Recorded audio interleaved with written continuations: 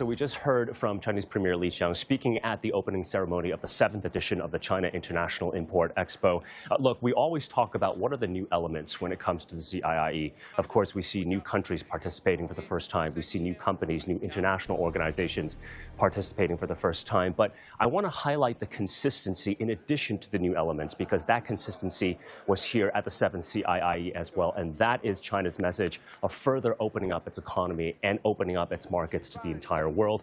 Premier Li Qiang saying that China will work to build stronger consensus when it comes to opening up, to broaden the scope of opening up as well, especially against an economic backdrop, like he said, of rising protectionism and rising unilateralism as well. The Chinese premier saying that China will continue to ease market access restrictions when it comes to industries like telecom, like healthcare, like education, and like culture, and that China will follow through when it comes to easing market access in certain industries, and that China has fulfilled its promise of market access easing measures from a previous CIIEs. For example, just last Friday, we saw China removing all market access restrictions for foreign investors in its vast manufacturing sector. So Premier Li Qiang last year at the 6th CIIE saying that China will remove all restrictions when it comes to market access for foreign investors in the manufacturing sector.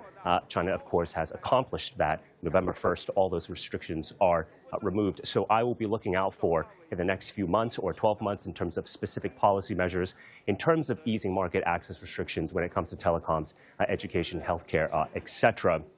The Chinese premier also saying that China is confident it will achieve its full-year growth target of around 5% this year, and that China also has ample policy room to stimulate its economy even further. Again, it's quite a stark contrast, because the message from China, again, has been very, very clear and consistent that the country will further open up its economy and its markets to the rest of the world. 7 editions of the CIIE. Of course, that message has been loud and clear. And in these 7 years, we've seen this rise in protectionism and unilateralism as well. So it's interesting to see that consistency of message from the world's second largest economy. Of course, we will be continuing to follow the CIIE here and other opening up policy measures that we might be hearing from parallel sessions here at the 7th edition of the Import Expo.